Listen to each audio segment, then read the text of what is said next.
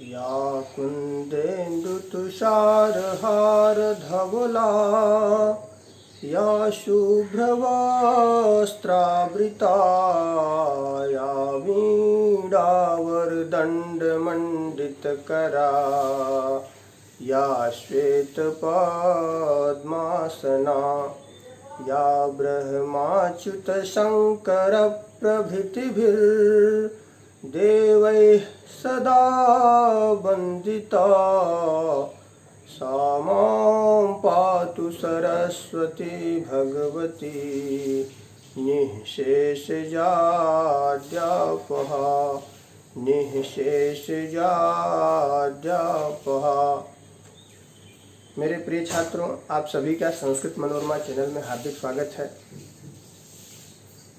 इसके पहले मैं व्याकरण से संबंधित वीडियो बनाया था जो कि कक्षा 6वीं से लेकर आगे तक की सभी कक्षाओं के लिए था, और आज मैं सरस्वती द्वितीय भाग जो कि 12वीं में चलती है, यह पुस्तक सरस्वती प्रथम भाग 11वीं और सरस्वती द्वितीय भाग 12वीं के लिए है। इसमें मैं प्रथम पाठ विद्यामृतम अस्नुते के बारे में बताऊंगा। सर्वप्रथम हम आते हैं कि सरस्वती का अर्थ क्या है। सरस्वती के अर्थ को जान लेना आवश्यक है। सरस्वती का अर्थ है अपरिवर्तनीय, अविनाशी, चिरस्थायी, विद्यामृतम अस्नुते। यहाँ पर 3 पद हैं, विद्या अमृतम अस्नुते। तो इस पाठ का जो शीर्षक है इसको पहले जान लेना आवश्यक है। यहाँ पर 3 पद है। पहला है विद्या माने विद्या से, अमृतम माने अमृत, अस्नुते माने प्राप्ति होती है। विद्या से अमरत्व की प्राप्ति होती है।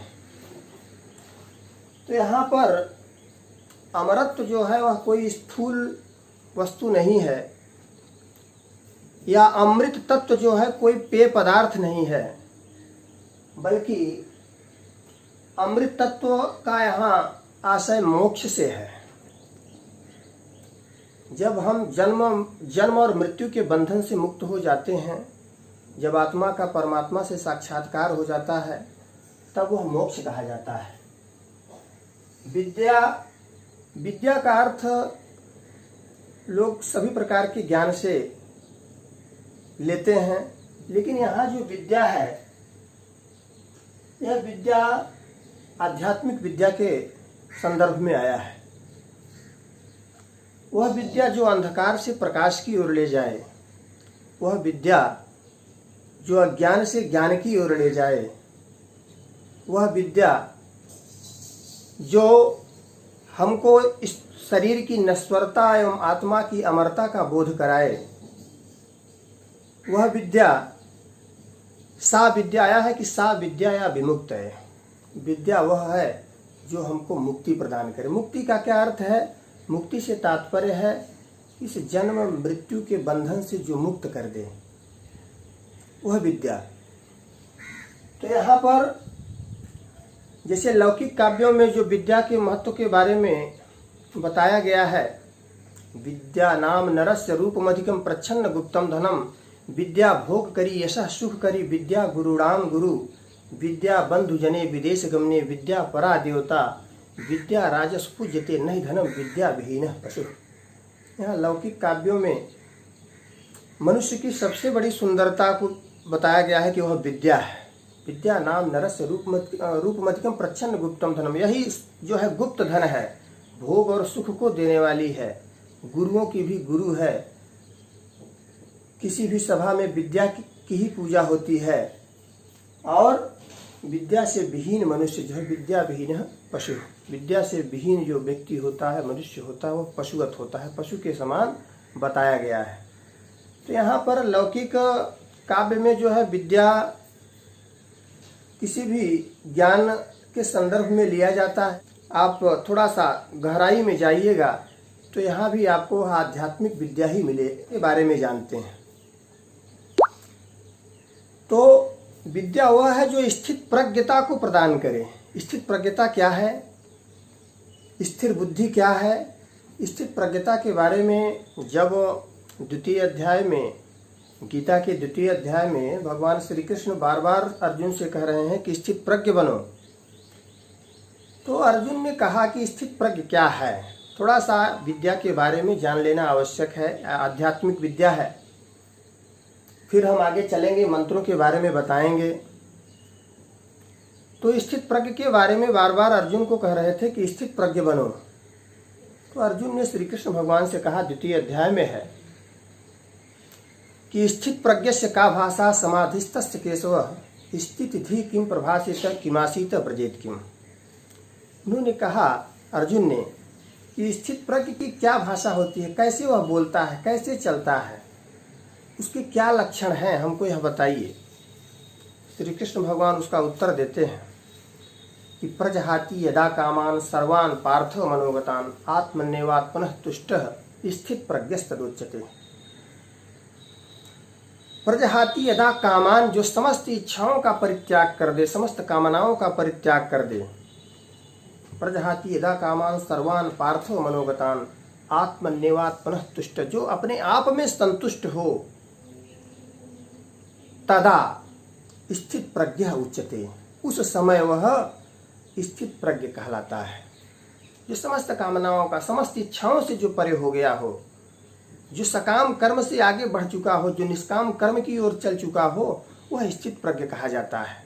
तदोच्यते दुखेश्वन दिग्मना सुखेषु विगत स्पृह वीतराग भय क्रोध स्थित धीर मुनि रुच्यते। और स्थिर बुद्धि क्या है?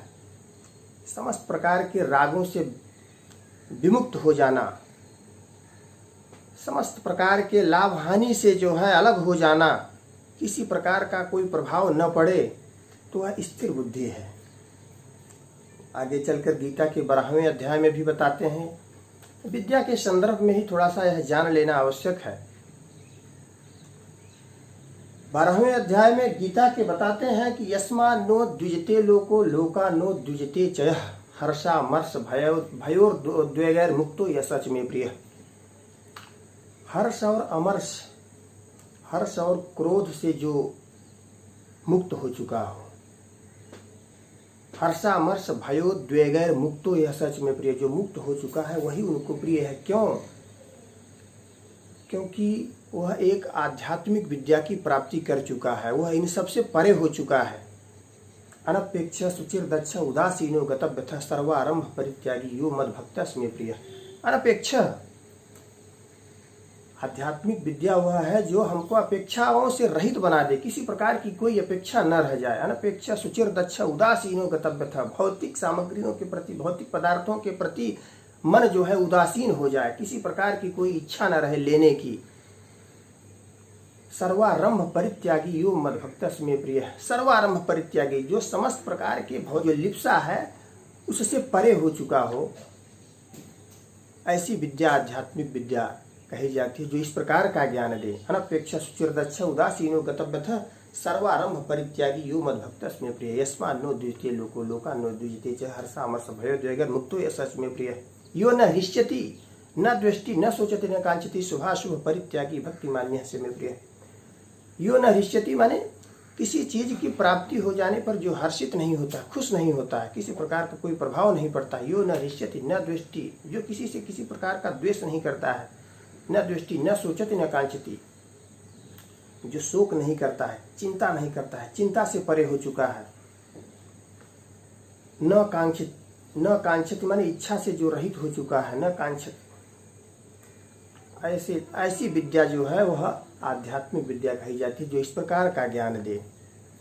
समः शत्रौ मित्रे च तथा मानापमानयो शीतोष्ण सुख दुखेषु समः संग विवर्जितः। समः शत्रौ मित्रे च, जहाँ शत्रुता और मित्रता दोनों समान हो जाए, किसी प्रकार का किसी से कोई राग कोई द्वेष नहीं रह जाए, चाहे शत्रु हो चाहे मित्र हो। समत्वम योग उच्यते, जहाँ पर दोनों बराबर हो जाए। सम शत्रु मित्रे च तथा मानापमानयो, मान अपमान सुख दुख हानि लाभ का हो, मुक्त हो चुका हो, ऐसी विद्या जो दे वह जो है आध्यात्मिक विद्या, उसी विद्या की यहाँ पर बात की गई है। आत्मा की अमरता की बात की गई है। आत्मा के बारे में जानने की जो बात है वह उस विद्या की बात कही गई है, आध्यात्म विद्या की बात यहाँ पर की गई है। इस प्रकार विद्यामृतम अश्नुते, यह पाठ जो है ईशावास्योपनिषद से लिया गया है। ईशावास्योपनिषद यजुर्वेद के माध्यन्दिन्यों काण्व शाखा का 40वां अध्याय है। ईशावास्योपनिषद में कुल 18 मंत्र हैं और उन्हीं 18 मंत्रों से जो है इसमें कुछ मंत्रों का संकलन किया गया है विद्यामृतम अश्नुते, जिसमें 7 मंत्र हैं। उसकी व्याख्या मैं अगले वीडियो में कर रहा हूँ। तब तक के लिए धन्यवाद।